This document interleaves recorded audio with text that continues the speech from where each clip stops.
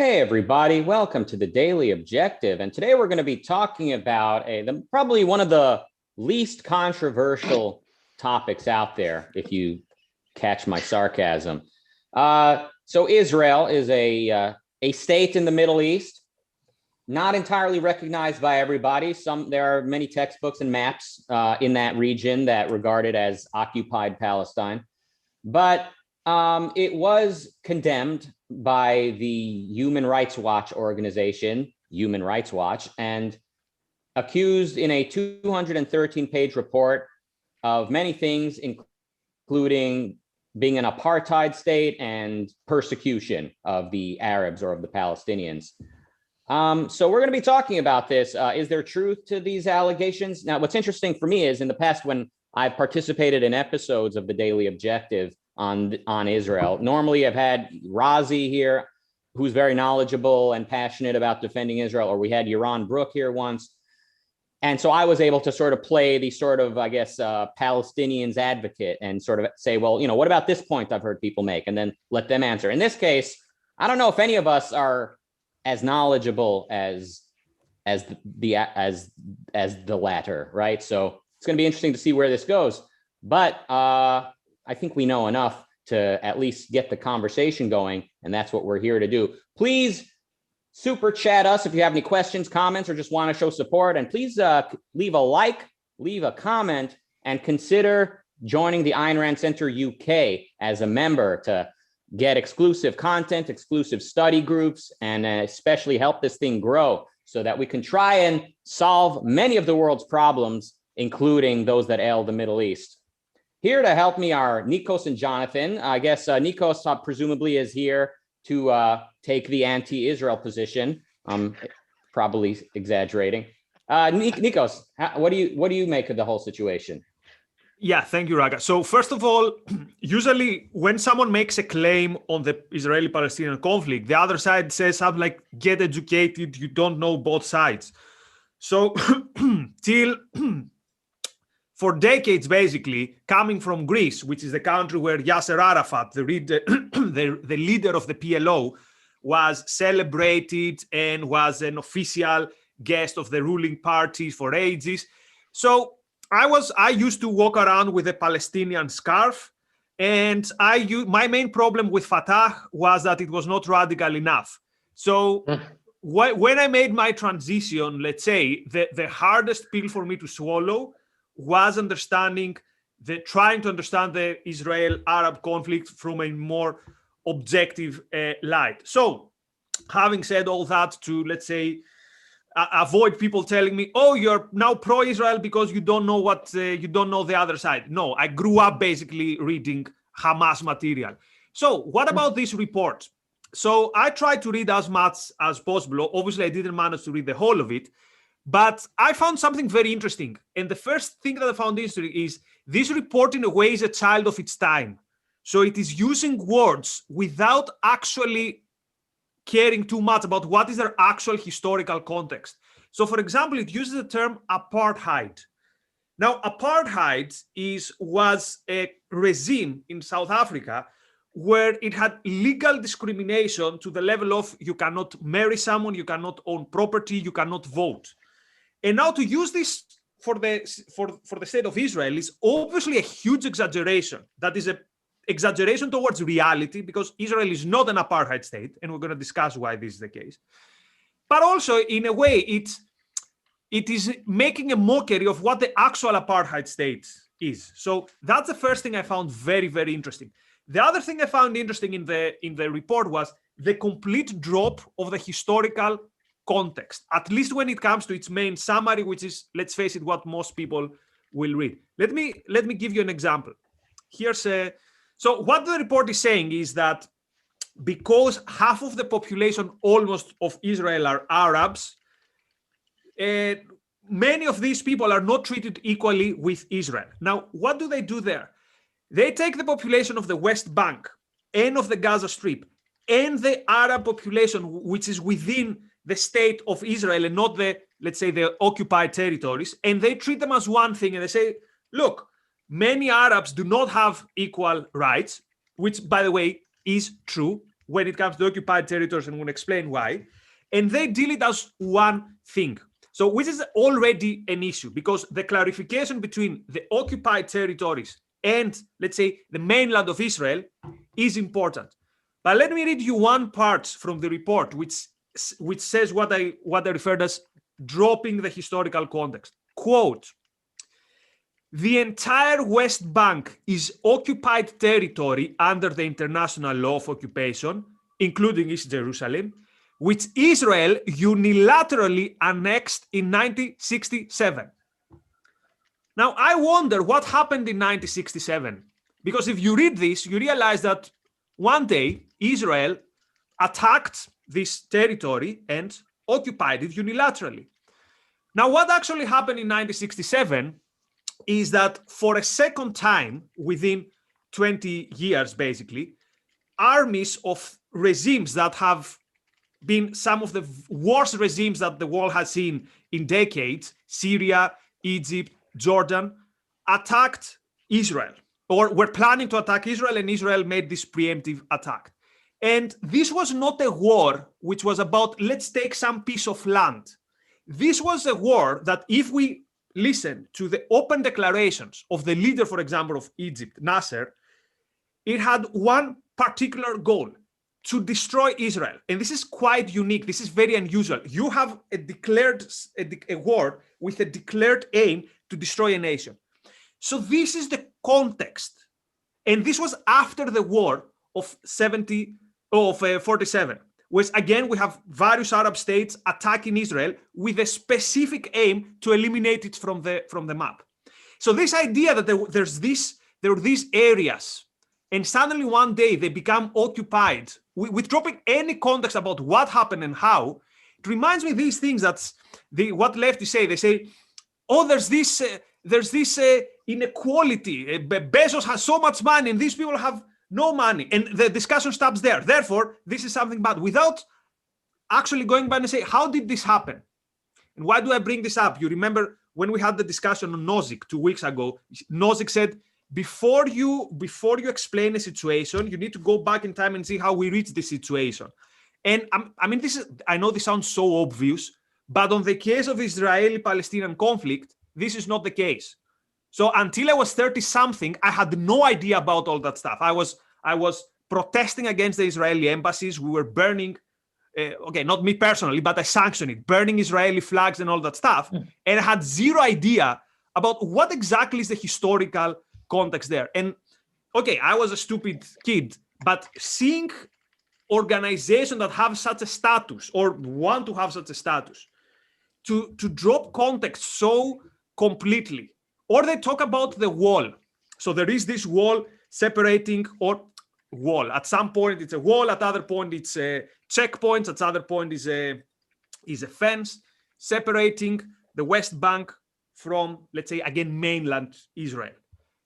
And you think, oh, one day they put a wall and people cannot cross. Not mentioning, for example, the Second Intifada, which was, or the constant attacks that came from the West Bank to Israel, which explain the wall. Now, are there injustices towards Arabs who live in the West Bank?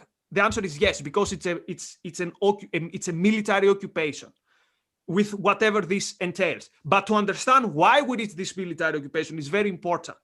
So that's my main problem with the report. The report that has all the intellectual laziness stuff that we see today in the world out there with all these discussions. Not concepts completely divorced from their actual meaning, and dropping of the context of how we find ourselves there. I have way more comments, but these are my initial thoughts that I throw on the table. Jonathan? Well, thank you, Nikos. Thank you, Rucka. It's great to be with you both. And, with regard to the report, I start personally with the idea of consider the source. I mean, you don't have to scratch the surface too long to find that this organization has a long history of anti-Israel bias going back a decade or more. And what is it called again? The Human Rights Watch? Is that it? It kind of reminds me of the Southern Poverty Law Center here in America, or I believe the Well, just because an organization is named something doesn't mean necessarily that that's what they advocate. So I consider the source for this, and I dismiss it outright, and I'll give you some reasons why I dismiss it in a moment. But I first want to thank Jeff Bannister for your very generous contribution. I encourage more super chats. You're keeping the lights on here. You know, we're not shutting the lights off at the Ayn Rand Center. We're turning them on. We're turning you on in the UK and all throughout Europe to some of Ayn Rand's ideas and some of objectivists' perspective on these modern day issues, kind of, as they say, ripped from the headlines. So thank you, Jeff, for that contribution. I noticed you're wearing a Who is John Galt t-shirt, and that's awesome as well. Thank you for that intellectual support. And Nikos, I have to say, I mean, the image of you with a Palestinian flag on, you know, praising Yasser Arafat is really, it's kind of amazing and it's kind of shocking. No, Arafat No. was a sellout. He wasn't Right. radical enough for my taste. Yeah, You don't understand. Arafat is like the Martin Luther King versus the Malcolm X that is Hamas. Well, I mean, Nikos, I have to say, I have even more admiration. I've already pre-ordered your book, but I have even more admiration for you now. You kind of really go to that, I think, very much objectivist point that people are self-made. They're not a product of their environment or where they grew up. They have an active mind, and you have an active mind. And, you know, as you said, at 37, you educated yourself, and you've become just such an exemplary advocate for reason and such a great teacher for it. So my hat's off to you on that, especially on this issue, which is so passionate, as you said. And, you know, I mean, we learn by sense perception, right? So my thought would be, if you want to learn about, you know, the Arab states in Israel, go see them, go check them out. Now, I would never go. I'm not going to go to an Arab, a Muslim country. I'm not going to do it. We've been doing these clubhouse with the Ayn Rand Center UK. You know, in Dubai, you guys might have read about this. They busted a guy with weed in his bloodstream. Wasn't even on him. It was in his bloodstream. They threw him in jail. In the UAE, they jailed a guy who took a photo of some models on his balcony, his own private balcony, but they had their butt, it was like, you know, their butts. He's in jail now. So I'm not going to any Arab or Muslim country, but anytime soon. I mean, really ever. I have just no interest for a lot of what actually Ayn Rand identified, but I have been to Israel. So, I know you guys have all been to Israel as well, but I would encourage everyone else to. I'll share just a few quick memories. Rucka, you know where this is, this top photo. I mean, it looks like a desert. Am I supposed to recognize that particular sand? That's the top of Masada. All right, some famous. There is the McDonald's in Israel that I visited. You know, you can see with the Hebrew lettering. That is the very modern, the very beautiful, the very elegant Supreme Court in Israel. There's a bottle of Coke with Hebrew. Sorry, by the way, on. A Supreme Court with Arabs sitting on it. Worst apartheid ever. Sorry, continue. You know, here's a bottle of Coke with. So what I have visited Israel 3 times. It's extraordinarily modern. It's extraordinarily contemporary. It's extraordinarily fashionable and technological and advanced. You know, I won't bother you with all my photos from my trips, but you know, this is a beautiful country with skyscrapers, with technology brimming everywhere, with like breakfast cereals as far as you can see. I mean, this is a first world amazing country. And of course, it's got copies of my book as well. As well. So, you know, that's the thing. If you listen to what Ayn Rand said about Israel, and the best clip I know of, and I really would encourage everyone to check it out, is that Donahue clip. You know, she talks about, you know, who should you support in this issue, in this conflict. And I have the quote here. She says, if you mean whose side should one be on, Israel or the Arabs, I would certainly say Israel, because it is the advanced, technologically civilized country who meets a group of almost culturally primitive savages. True, right? I mean, throwing a guy in jail because you see it. I mean, how many examples do we need? Primitive savages who've not changed in years, who are racist and who resent Israel, who are bringing industry and intelligence and technology into their nation. Can I say something? For me, it's another Jonathan, example. Rand saw it years and years ago, and whose side you should be on? You should be on Israel's. End of story. Can I say something on this quote? First of all, I still don't like it. When I read it, it didn't really convince me of anything, because the mere fact that one country is technologically improved doesn't say something. But what did convince me was what was actually the nature of the regimes that attacked Israel. What was the nature of the Ba'ath regimes? Most explain them as Arab socialist nationalists. What they have more in common is with a fascist regime. They were regimes that were experts in torturing, experts in disappearing, experts in expelling populations. So we hear so much about the refugees who left Israel, mostly because of the attack of the first Arab-Israel war. For example, we don't hear much about how Nasser expelled the Greek diaspora from Egypt. So we don't know what is the nature, the evil nature of these regimes that should be treated in the same way we treat the totalitarianism of Europe. So for me, that was the moment when I realized, no, yes, you should support in this conflict Israel, not for this reason, but because of the nature of the two regimes that come into conflict. And think about this way: what would an apartheid actually look like? It would look like, for example, that different populations have different rights. Is this the case in Israel? The answer is clearly no. We have parties, Arab parties in the parliament. We have Arabs serving in the Supreme Court. I mean, this is not an apartheid. And again, there are injustices when it comes to the occupied territories. But here's an interesting intellectual exercise. Let's see, what does the report consider as injustices? I'll read another quote.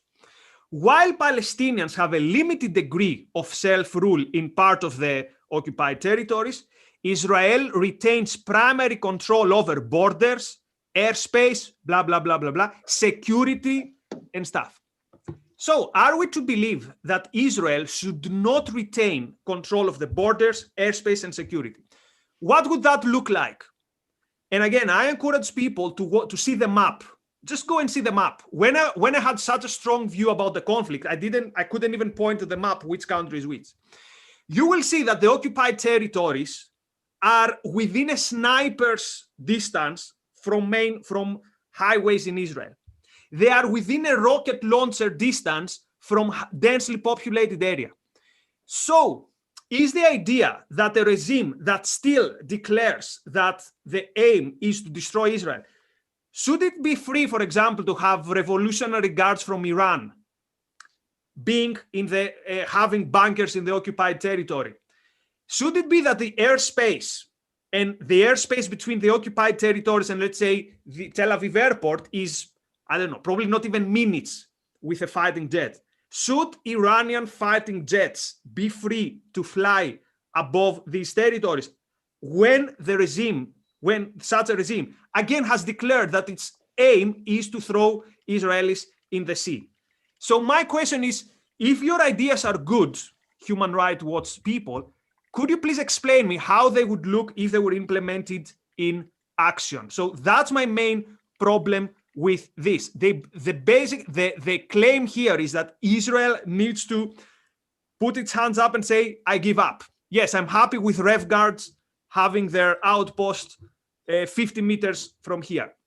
And again, the problem with this is we lose the actual tragedy that is that many people live under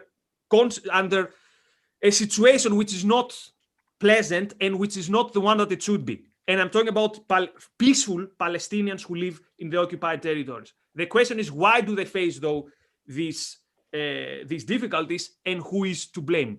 Sometimes it is the Israeli state. Most of the times it is their leadership that has time and again declined peace deals and has time and again made the situation of actual Palestinians worse. Anyway, I spoke too much today, and I haven't heard much from Rucka. Well, it's nice to see like Jonathan said, someone who at one point was a Hamas fan, who, by the way, you could not have even set foot in the Gaza Strip under Hamas rule. Even in your leftist days, they would not have allowed you to be who you are and be an atheist, for instance. But putting that aside, it is nice to see that people can change. But still, you refer to the occupied territories. I'm not even sure that's a proper way to put it. Is Hamas currently occupied? Are there So any that's Jews? the other thing. Why is the Gaza Gaza considered? Strip, right? Why is that? Because they're Why is not allowed Gaza to enter considered Israel. part of it? Yeah. So for people who don't know, okay, I'm not good in maths. For more than a decade, Gaza has been left to. So Israelis left Gaza, and people even lost their properties. And by the way, Israel also left the Sinai. So they had gotten land from Egypt. When Egypt says, okay, we're not enemies anymore, this land was returned to them. And actually, again, many Israelis lost property and stuff. So the idea of this, so this claim that Israel wants to occupy stuff forever because that's just the nature of it. Again, historically, it's a lie. And it takes 5 seconds of Googling to figure out. Yeah, Razi points out you missed my point. It's currently not occupied by any Jews, is the point. They have their own government in the Gaza Strip. Yeah, that's what I said. Yeah. Okay, but it's that we don't need to look at history. We can look at the status quo. And I'm not sure the West Bank is what anyone would call occupied if they're looking at it.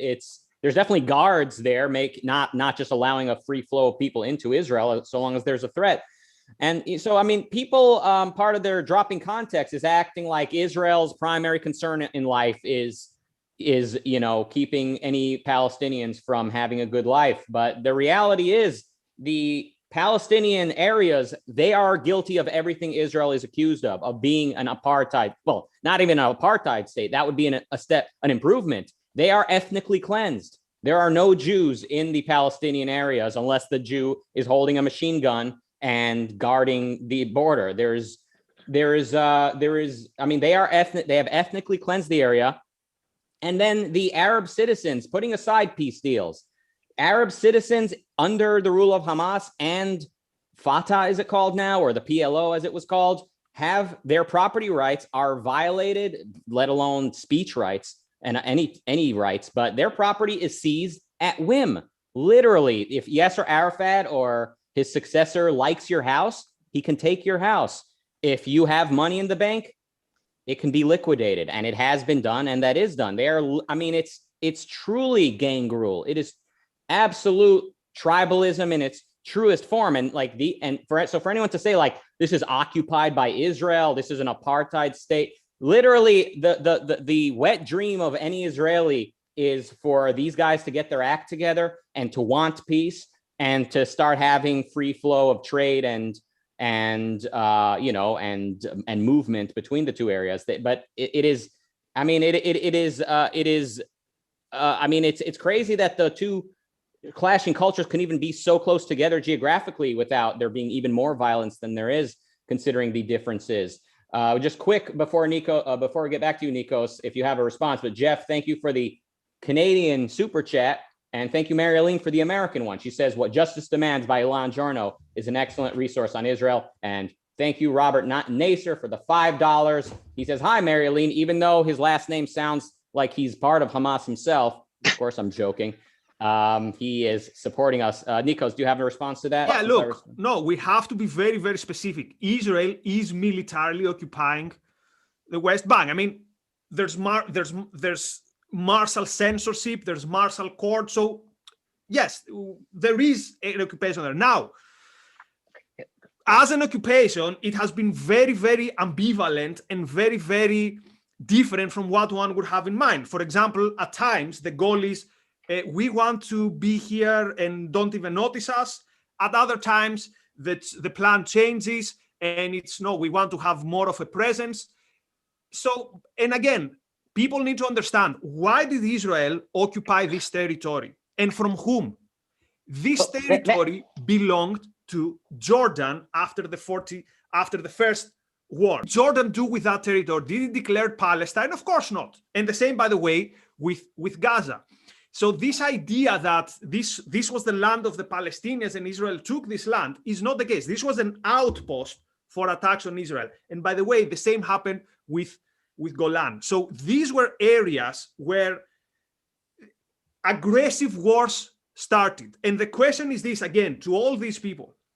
What is your solution here? Is your solution that Israel should give this back and tell to Fatah or tell to Hamas or tell to the long arm of Hezbollah and the long arm of Rev Guards, these are yours and you can do whatever you want with that?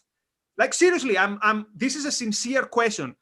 If you disagree with like my quote, I think that's yeah. Well, I'll jump in here briefly, I mean, because I think that's the point. I mean, there's the famous Golda Meir quote going back decades now. Peace will come when the Arabs love their children more than they hate us. They hate us, Israel, and this could be over in a day if Hamas, if Fatah, if all these groups would put down their arms and say, we're going to, I don't look, I'm speaking a little bit out of my area. I'm not an expert in this arena, but having been there, I don't see it as an occupation. I see it as a means of self-defense against exactly the attacks that you and Rucka described. And, Marilyn mentioned, and Nikos, you mentioned some great objectivist books on this topic. I'll mention a few more very briefly. Yaron Brook Ankar Gate and Alon Journo's Failing to Confront Islamic Totalitarianism. We talked about When Justice Demands, Alon's Winning the Unwinnable War, and a great book on basically how do you end this conflict, Nothing Less Than Victory by John David Lewis. It's a terrific overview of history and let me say something. All great resources. The important thing with Alon's book, he goes point by point to the Palestinian grievances, and he acknowledges when they have a point. So this is not a book that wants to diss these grievances. But I want to read this last thing again from the report, because it gives you an understanding of like what worlds are these people living. So, quote, other steps are taken to ensure Jewish domination, include a state policy of separation of Palestinians between the West Bank and Gaza, which prevents the movement of people and goods within the occupied Palestinian territories. So what is Gaza? Gaza is this piece of land which is ruled by Hamas. If you don't know Hamas, Google it, and it's going to tell you within 5 seconds whatever you need to know. So again, what should be the case here? Should the case be that Hamas, that an entity which is controlled by Hamas should be free to have a free trade with the West Bank? And I mean, we can understand what this would mean. See how Hamas, the minute they took control of Gaza, their main aim was how to attack Israel even more fiercely. So what we see is that the more the Palestinian Authority or any Palestinian Authority gets control of land, we go actually further away from peace, not closer to peace. And one last point here. People say people should have self-determination and the government they want. But this is not the role of the government.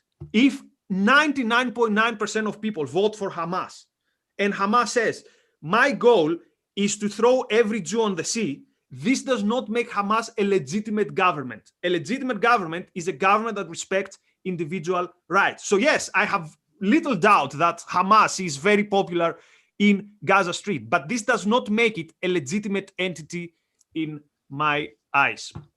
Yeah, and Golda Meir said, what was it? There'll be peace when the Arabs love their children more than they hate us. And I would say an even better way to put it is there will be peace when Israelis love their kids enough to defend them entirely and sufficiently. Maybe that's not a pleasant sight to think about what that would require, but the Israeli, just like Ayn Rand says that capitalism's biggest problem is its alleged defenders. I think Israelis tend to shoot themselves in the foot all day talking about, we have been here for 2,000 years. This is a lot of history. It is our land first. God gave it to us. Who cares?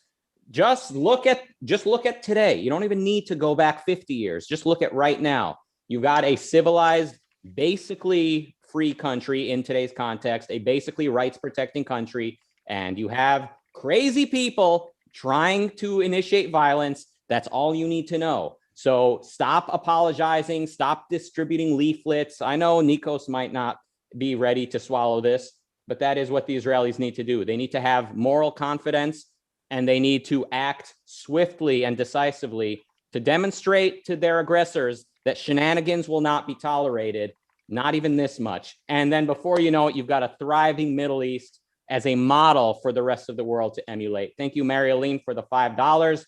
I do think we need to wrap it up. Sorry if that was a bit of a drive-by terrorist attack on you, Nikos.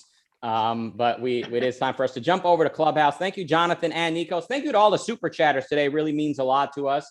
And we'll be checking out all of those books. Please leave a comment on the video itself. That's great for the algorithm. Leave a like on the video. And please consider becoming an Ayn Rand Center UK member. See you guys back here tomorrow. And see you on Clubhouse right now. And goodbye.